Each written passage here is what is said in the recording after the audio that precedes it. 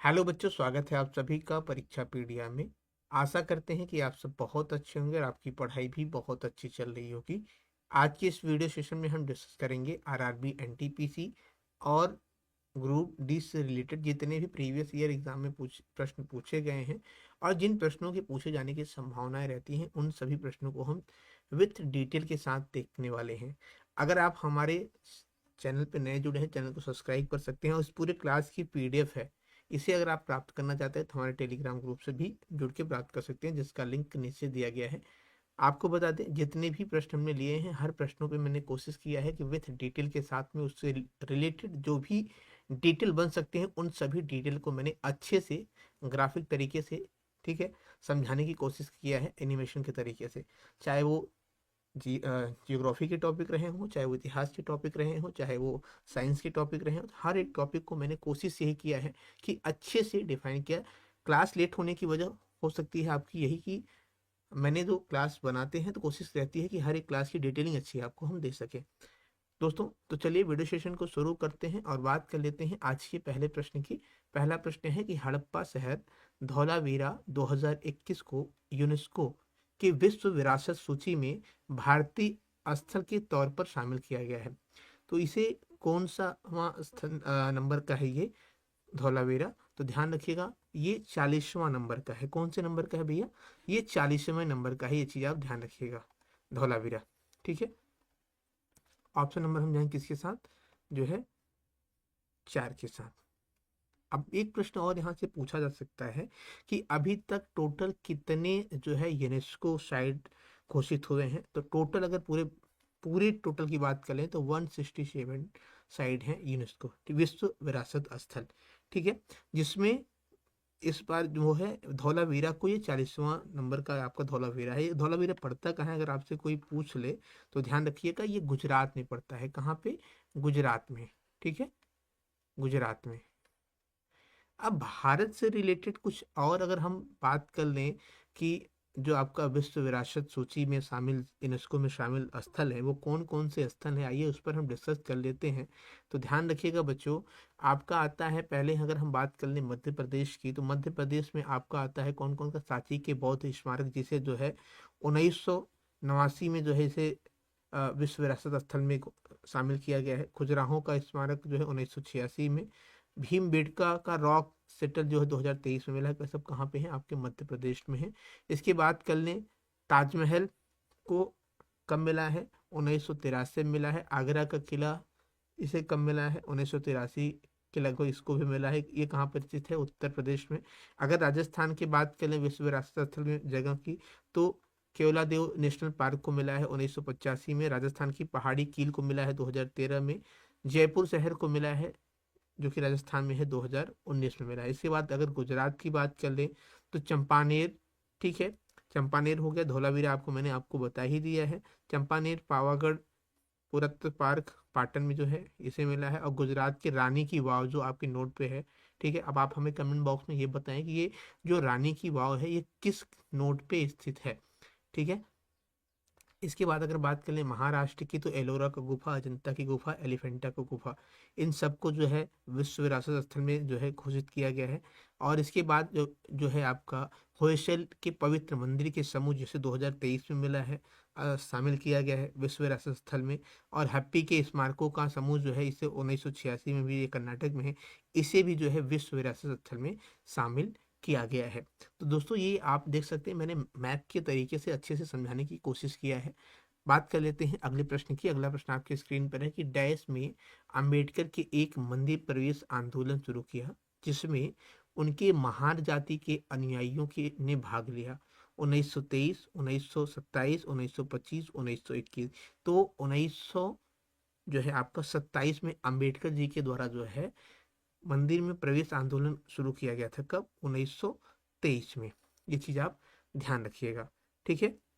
कब? 1923 में जो है अंबेडकर जी के, सॉरी 1927 में, माफी चाहेंगे, 1927 में।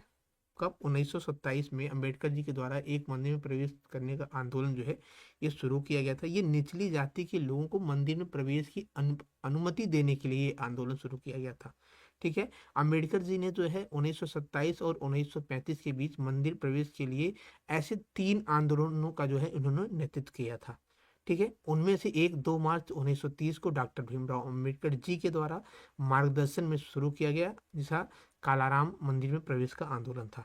ठीक, बात कर लेते हैं अगले प्रश्न की। अगला प्रश्न आपकी स्क्रीन पर है, बताइए ब्रह्मोत्सव पर्व भारत के निम्नलिखित में से किस राज्य में मनाया जाता है? आंध्र प्रदेश, केरल, महाराष्ट्र या मध्य प्रदेश? तो ब्रह्मोत्सव की बात अगर हम कर लें तो ये कहाँ मनाया जाता है? ये आंध्र प्रदेश में मनाया जाता है। ऑप्शन नंबर 1 सही है। अब अन्य राज्यों के कुछ पर्व ऐसे हैं जो कि आपके एग्जाम में प्रश्न पूछे जाते हैं, तो आइए उन्हें हम मैप के माध्यम और चित्र के माध्यम से समझने की कोशिश करते हैं। तो पहला आपका लोसार जो है ये कहाँ पे होता है? ये आपके जो है लद्दाख सिक्किम में होता है। ठीक है, कहाँ पे? लद्दाख और सिक्किम में। अगला है आपका बिहू, ये कहाँ पे होता है? असम में। ठीक है, बिहू कहाँ पे होता है? असम में। उसके बाद आता है आपका दुर्गा पूजा, पश्चिम बंगाल के लिए फेमस है दुर्गा पूजा। ठीक है, इसके बाद आता है उगादी, जो कर्नाटक और आंध्र प्रदेश में होता है उगादी। उगादी के बाद पोंगल की बात करें तमिलनाडु में होता है। कहाँ पे? तमिलनाडु में पोंगल होता है। विशु और ओणम की बात करें तो ये केरल में होता है। और अगर हम गणेश चतुर्थी की बात करें तो ये महाराष्ट्र में होता है। और इसके बाद नवरात्रि की बात करें तो गुजरात में, जहाँ पे डांडिया भी होता है इसी समय। ठीक है, लोहड़ी वैशाखी की बात कर लें तो ये कहाँ पे होता है? पंजाब में होता है। उम्मीद करते हैं ये चीज़ आपको अच्छे से समझ में आई होगी। बात कर लेते हैं अगले प्रश्न की। निम्नलिखित में से किस झील को श्रीनगर का गहना भी कहा जाता है? बताइए, श्रीनगर का गहना कहा जाता है किसी लल्ला? डल झील को कहा जाता है। किसे कहा जाता है? डल झील को। अब राज्यों की बात कर ले और अगर हम झीलों की बात ना करें तब तो फिर ये दिक्कत हो जाएगी। तो आइए हम देख लेते हैं किस राज्य में कौन कौन से झील हैं। अगर हम बात कर लें पेंगोंग तो झील की लद्दाख में स्थित है, ध्यान रखिएगा। सूरत ताल और चंदताल झील जो है हिमाचल प्रदेश में स्थित है। और इसके बाद अगर हम नैनीताल, डोडीताल, भीमताल, सात ताल, ये कहाँ पर स्थित है? उत्तराखंड की प्रमुख झील है ये। इसके बाद हम बात करें लोकटक जो है ये कहाँ पे है? ये मणिपुर में है। ये चीज़ आप ध्यान रखिएगा, काफ़ी बार आपके एग्जाम में पूछा गया है। चिल्का भी पूछा गया है, तो चिल्का कहाँ पे है? ये उड़ीसा में है। अगर हम बात कर लें, यहाँ पे ये थोड़ा सा मिस्टेक हुआ है। अगर हम बात कर लें जो है वेमनाट और अष्टमुदी का, तो ये केरल में स्थित है, ध्यान रखिएगा। और इसके बाद लोनार और पोवई ये महाराष्ट्र में स्थित है। और अगर बात कर लें भोजताल, इंदिरा सागर झील, तवा वुहार झील, ये सब कहाँ पे है? आपका मध्य प्रदेश में स्थित है। अगर राजस्थान की बात कर लें तो राजसमंद और जयसमंद, नक्की, साभर और फतेह सागर, ये सब झील कहाँ पे हैं? राजस्थान में है। जम्मू कश्मीर की अगर बात करें तो बोलर झील काफ़ी बार आपके एग्जाम पूछा गया है। डल झील भी काफ़ी बार पूछा गया है। ठीक है, गाडसर, अनंतनाग, वेरीनाग, ये सब कहाँ पर स्थित है? जम्मू कश्मीर में स्थित है। बात करते हैं अगले प्रश्न की। प्रसिद्ध पुस्तक क्राई द पीकॉक के किसके द्वारा लिखी गई है? तो प्रसिद्ध पुस्तक जो क्राई द पीकॉक ये लिखी गई है किसके द्वारा? अनीता देसाई के द्वारा लिखा गया है। किसके द्वारा? अनीता देसाई के द्वारा ये लिखा गया है। आइए हम कुछ ऐसे पुस्तकों और उनके लेखक के बारे में बात कर लेते हैं जो कि आपके एग्जाम में काफ़ी बार रिपीटेड भी हुए हैं, पूछे भी गए हैं। मुद्रा राक्षस की बात करें तो वैशाख दत्त की है। ठीक है, प्रश्नोत्तरी मालिका की बात करें तो अमोघ अमोघ वर्षा की है। नाट्यशास्त्र की बात करें तो ये भरत की है। राजतंगनी की बात करें कल्हड़ की है। ठीक है, अगर हम बात करें स्वप्न वासदत्तम, ये भास की है। अभिज्ञान शकुंतलम कालिदास जी का है। कामसूत्र वात्स्यायन का है। बुद्ध चरित अश्वघोष का है। ठीक है, विक्रमो वर्षीयम ये रघुवंशम का है। ये कुछ ऐसे प्रमुख किताबें हैं जो कि आपके एग्जाम में पूछे जाते हैं। आपको फिर से बता रहे हैं, इस क्लास की जो पीडीएफ है आपको हमारे टेलीग्राम ग्रुप पे आपको मिल जाएगी। बात कर लेते हैं अगले प्रश्न की। पित्त रस जो मानव शरीर में वसा के पाचन में एक महत्वपूर्ण भूमिका निभाता है, डैश द्वारा उत्पत्ति होता है? पित्ताशय के द्वारा या यकृति के द्वारा या छोटी आंत के द्वारा या आमाशय के द्वारा? तो ध्यान रखना लल्ला, ये यकृति के द्वारा क्या होता है? उत्पत्ति होता है। अब बात आई है यकृति की, तो यकृति के बारे में हम कुछ चीज़ें डिस्कस कर लेते हैं। तो ध्यान रखना लल्ला, मानव शरीर की सबसे बड़ी ग्रंथि कौन मानी जाती है? यकृति मानी जाती है। इसका भार अगर आपसे एग्जाम में पूछा है काफ़ी बार तो 1.5 के क्या होते हैं, यानी 1.5 kg के ये होते हैं।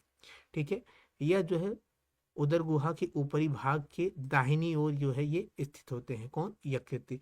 अब बात आती है यकृति की क्रियाएं क्या क्या हैं, तो ध्यान रखना, पित्त का उत्पादन करता है, यूरिया का संश्लेषण करता है, शरीर का ताप बनाए रखने में सहायक होता है, हेपरिन व फाइब्रोनोजेन प्रोटीन का ये उत्पादन करता है। कौन?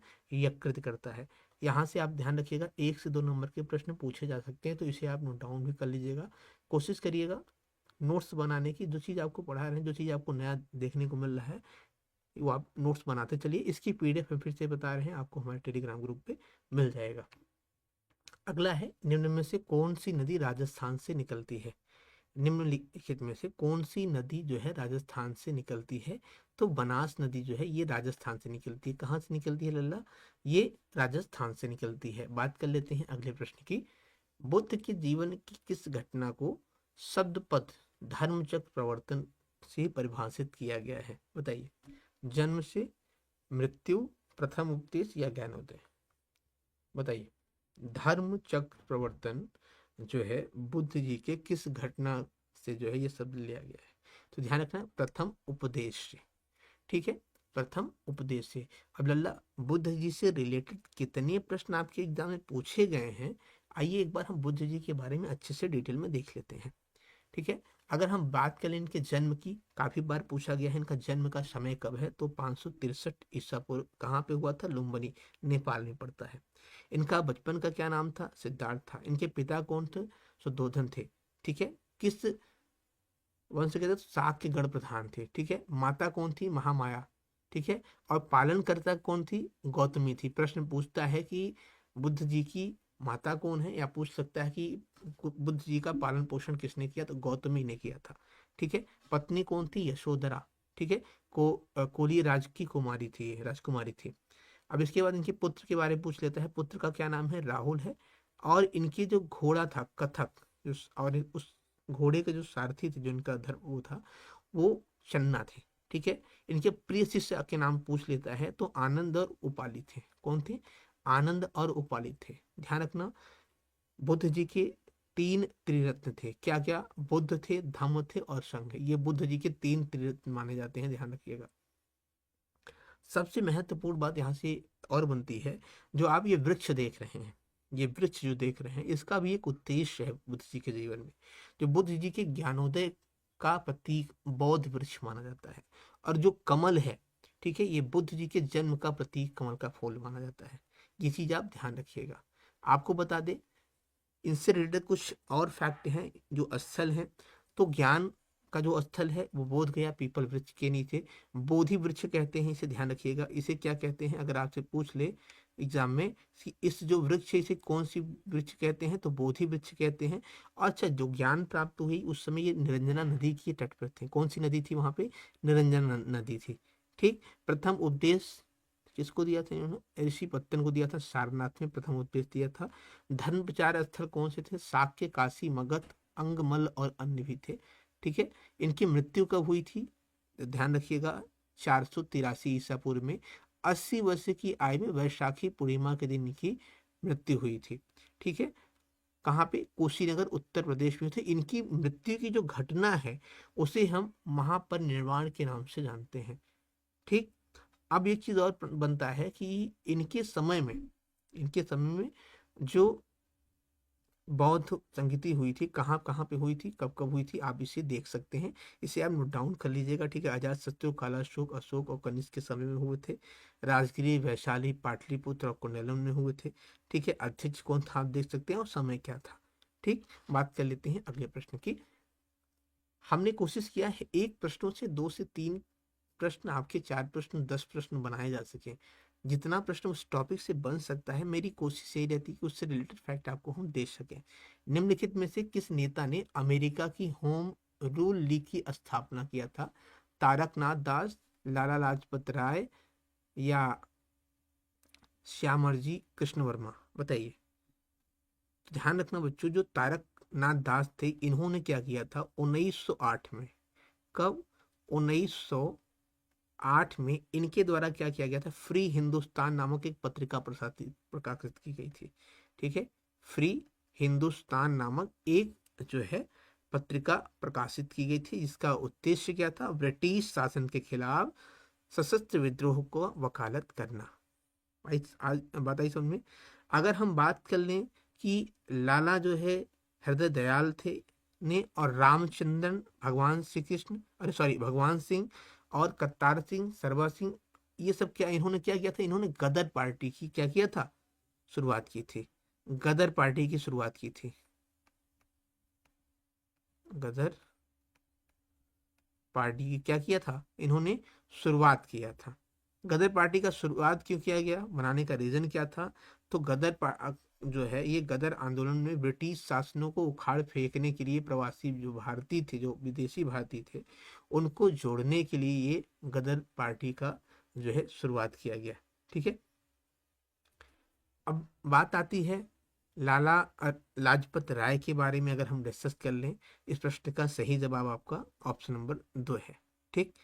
कि अमेरिका में होम रूल लीग की स्थापना किसने किया था? ये लाला लाजपत राय जी ने किया था। ठीक है। अच्छा, ये कब किया था? 1917 में किया था, ध्यान रखना। 1917 में किया था। कहाँ पे? अमेरिका में। ठीक। कहाँ पे किया था भैया? आपका इन्होंने अमेरिका में 1917 में किया था। ये चीज आप नोट डाउन भी कर लीजिएगा। आइए हम जान लेते हैं इनके साथ देने वाली कौन थी? Annie Besant. एनी बेसेंट ने होम रूल लीग जो है इसका प्रचार प्रसार वहां पे किया जहां पे लाला लाजपत राय नहीं पहुंच पाए थे। स्थापना कब किया गया था? ठीक है। स्थापना अगर बात कर लें तो 1916 में। किसकी स्थापना की हम बात कर रहे हैं? तो होम रूल लीग की बारे में। ठीक है। प्रचार का माध्यम क्या था? मराठा और केसरी। प्रथम अध्यक्ष कौन थे? जोसेफ बेप्टिस्टिका थे। सचिव कौन थे? एनसी केलर थे। कार्य क्षेत्र कहाँ थे इनका? जो तो ये कर्नाटक, महाराष्ट्र और बम्बई। ठीक है। ये सब मध्य प्रांत के समय में, बम्बई को छोड़कर। ठीक है। अगर हम एनिवेशन की बात करें तो इन्होंने उसी समय सितंबर में इनकी स्थापना किया होम रूल की। प्रचार का माध्यम क्या था? कॉमनल और न्यू इंडिया। सचिव कौन थे? जॉर्ज अरुडेल। ठीक। तिलक की होम रूल लीग के अंतर्गत आने वाले क्षेत्रों को छोड़कर सभी अन्य क्षेत्रों में इन्होंने क्या किया? होम रूल लीग को आगे बढ़ाया। ठीक। बात कर लेते हैं अगले प्रश्न की लल्ला। अगला प्रश्न आपकी स्क्रीन पर है। बताइए शिवाजी का जन्म कहाँ पे हुआ था? तो शिवाजी का जन्म जो है शिवनेरी में हुआ था। कहाँ पे हुआ था? शिवनेरी में हुआ था। ऑप्शन नंबर हम जाए किसके साथ? जो है आपके 4 के साथ। शिवाजी का जन्म कहाँ हुआ था? शिवनेरी में हुआ था। कब हुआ था? 19 फरवरी 1630 में। ठीक है। शिवनेरी दुर्ग में। आइए हम शिवाजी के बारे में डिटेल में देख लेते हैं। जन्म उत्सव कब हुआ? 19 फरवरी 1630 में शिवनेरी दुर्ग में हुआ था। निधन कब हुआ? 3 अप्रैल 1980 रायगढ़ में हुआ था। माता कौन थी? राजमाता जीजाबाई। और पिता कौन थे? शाहजी भोसले थे। राज्याभिषेक कब हुआ? तो 6 जून 1674 को इनका राज्याभिषेक किया गया। किसका? शिवाजी महाराज का। 1946 में, ध्यान रखना, छत्रपति शिवाजी महाराज ने सर्वप्रथम तोरण के किले पर अधिकार किया। 1956 में रायगढ़ को अपनी राजधानी बनाई। 1916 सॉरी माफी चाहेंगे 1656 में रायगढ़ को अपनी राजधानी बनाई। 1657 में मुगलों से पहली बार युद्ध किया। 1659 में छत्रपति शिवाजी महाराज ने सलाहकार के युद्ध के मुगलों को हराया था। ठीक है। किसे? 1659 में छत्रपति शिवाजी महाराज ने सलाहार के युद्ध में मुगलों को हराया था। ये चीज आप नोट डाउन भी कर लीजिएगा। इनके अष्ट प्रधान हैं, आप देख सकते हैं। और कुछ फैक्ट हम जान लेते हैं जो एग्जाम में पूछे जाते हैं। 1956 में जावली का किला जीता। शिवाजी को राजा की जो उपाधि है, जो पदवी है, ये औरंगजेब के द्वारा दी गई थी, ध्यान रखने का। इनके समय में जो लिखा जाता था, मोडी लिपि का प्रयोग मराठों के लेखों में किया जाता था, ध्यान रखिएगा ये भी। 1659 में बीजापुर के सरदार अफजल खां को वघनेख से मार डाला था। ये चीज आप ध्यान रखिएगा। और फैक्ट देख सकते हैं, ताराबाई इनसे रिलेटेड थी। ताराबाई कौन थी? ताराबाई औरंगजेब की मृत्यु के समय मराठा की नेतृत्व इनके हाथ ही में था। किसके? ताराबाई के हाथ में। 1666 में औरंगजेब ने शिवाजी को कैद कर जयपुर भवन यानी आगरा में रखा था। छत्रपति शिवाजी के समय सबसे महत्वपूर्ण और सबसे कई बार एग्जाम में पूछे जाना प्रश्न आपका यहाँ से बना हुआ है कि भारतीय नौसेना के पिता कौन कहे जाते हैं, तो इन्हीं के समय शुरू हुआ था, इसलिए छत्रपति शिवाजी को भारतीय नौसेना का पिता कहा जाता है। ये चीज आप ध्यान रखिएगा। पुरंदर की संधि पूछता है कब हुआ था, तो 1965 में पुरंदर की संधि हुई थी, ये भी आप ध्यान रखिएगा।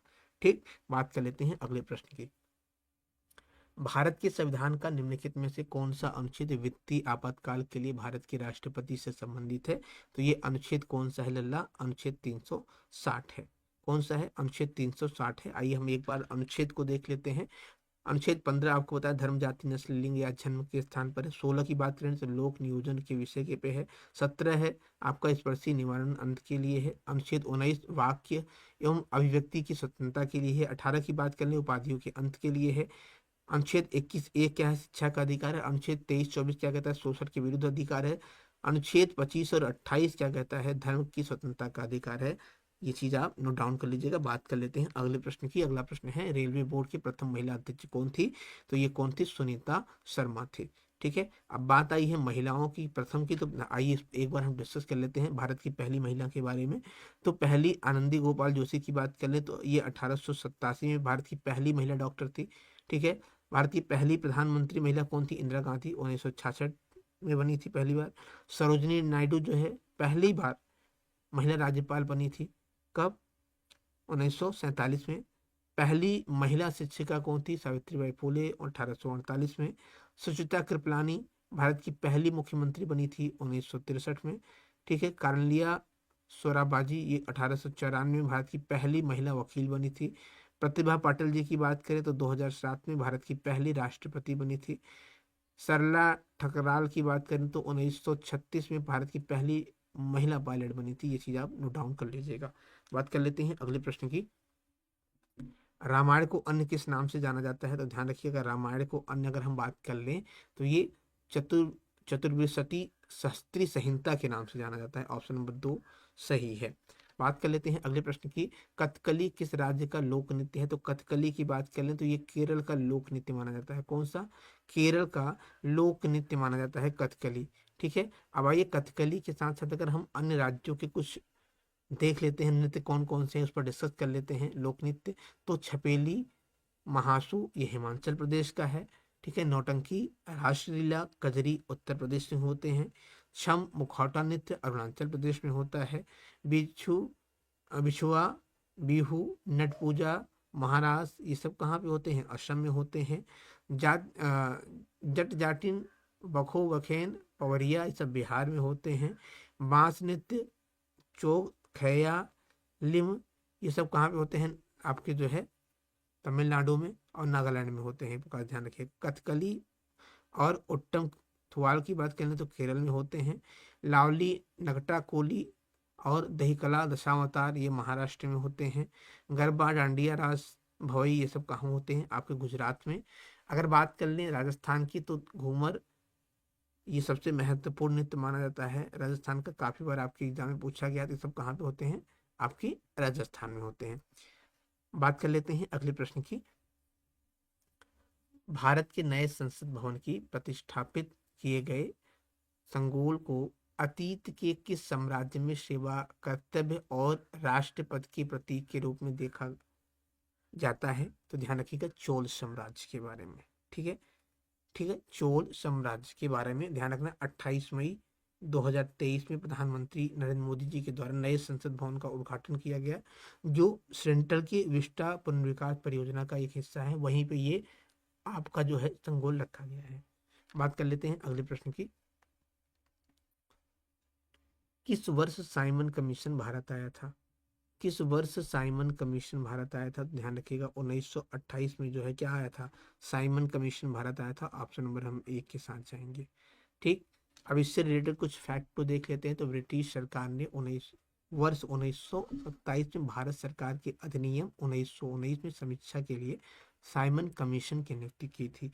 साइमन कमीशन अगर बात करें तो 1928 में भारत आया था।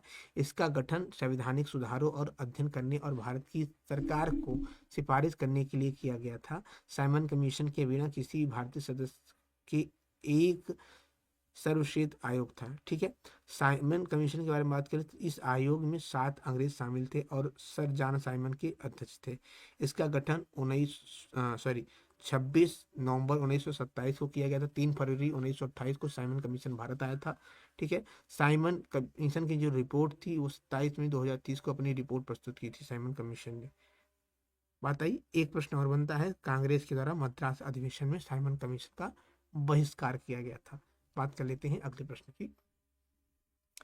1882 ईस्वी में वर्नाकुलर प्रीस एक्ट किसने रद्द कर दिया था? तो ये किसने किया था भैया? लॉर्ड रिपन के द्वारा ये रद्द कर दिया गया था। इसमें अच्छा, वर्नाकुलर प्रीस एक्ट क्या था? इसके अंतर्गत क्या हुआ कि जो उस समय की मीडिया थी, ठीक है, जो प्रेस थे, वो अंग्रेज सरकार के विरोध में ऐसे कोई टिप्पणी नहीं छापेंगे पेपर में जिससे उन्हें दिक्कत हो। ठीक है, इसीलिए क्या हुआ, वर्नाकुलर प्रेस एक्ट जो है लागू किया गया था। बात कर लेते हैं अगले प्रश्न की। सालबाई की संधि किस वर्ष हुई थी? तो सालबाई की संधि 1782 में हुआ था। कब हुआ था भैया? सालबाई की संधि 1782 में हुआ था। इसे आप नोट डाउन कर लीजिएगा। बात कर लेते हैं अगले प्रश्न की। मटर में पार्श्व रोग होने का क्या कारण है? मटर में पार्श्व रोग होने का क्या कारण है? तो मटर में पार्श्व रोग होने का कारण जो है मैगजीन की कमी। ठीक है, मैगजीन की कमी, ऑप्शन नंबर 4 सही है। बात कर लेते हैं अगले प्रश्न की। अगला प्रश्न क्या रहा है आपका, जो है निम्नलिखित में से कौन सा मंदिर तमिलनाडु में स्थित है? तो आपका शोर मंदिर कहाँ पे स्थित है? ये तमिलनाडु में स्थित है। ये प्रश्न आपके अभी मैंने जो 20 पढ़ाए हैं ये आपके जीके जीएस के थे। अब हम डिस्कस करेंगे करंट अफेयर के प्रश्नों पे। विश्व का पहला हाई एल्टीट्यूड वाला पैरा स्पोर्ट सेंटर कहाँ स्थापित किया गया? तो ये लेह में किया गया, ध्यान रखना। कहाँ पे? लेह में। दुनिया का पहले क्या है उस पर हम डिस्कस कर लेते हैं। दुनिया का पहला वैदिक घड़ी विक्रम है। दुनिया का पहला CO2 संयंत्र आइसलैंड में। दुनिया का सबसे बड़ा क्रिकेट स्टेडियम अहमदाबाद। दुनिया का पहला 6G डिवाइस जापान ने खोजा है। दुनिया की पहली हाइड्रोजन ट्रेन जर्मनी ने चलाई है। दुनिया की पहला कृत्रिम सूर्य चीन ने उगाया है। दुनिया का पहला लकड़ी सैटेलाइट जापान में।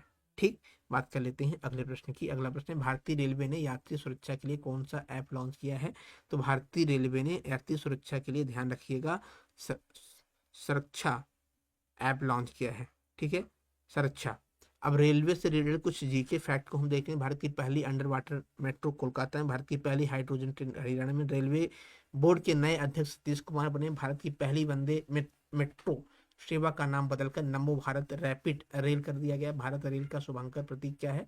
भालू और हाथी। विश्व की सबसे ऊंचा रेलवे पुल निम्नलिखित में से किस नदी पर बनाया गया है? तो ये चिनाब नदी पर। कहाँ पे? जम्मू कश्मीर में बनाया गया, जिसका भी हाल ही में उद्घाटन किया गया है। बात कर लेते हैं अगले प्रश्न की। दिसंबर 2024 में सबसे कम उम्र की विश्व शतरंज चैंपियन कौन बने हैं? तो ये बन गए हैं कौन भैया? डी गुडेश बन गए हैं। ऑप्शन नंबर हम जाएंगे इसके साथ, आपका ए के साथ। ठीक, अगला प्रश्न। लोकसभा अध्यक्ष ओम बिरला ने भारत के पहले संविधान संग्रहालय का उद्घाटन किया है। तो ये कहाँ पे किया है? हरियाणा में किया है। ठीक, हरियाणा में किया है। अब ध्यान रखिएगा, भारत में प्रमुख संग्रहालय जो है उससे रिलेटेड कुछ करंट अफेयर को देख लेते हैं। वैदिक 3D संग्रहालय वाराणसी में।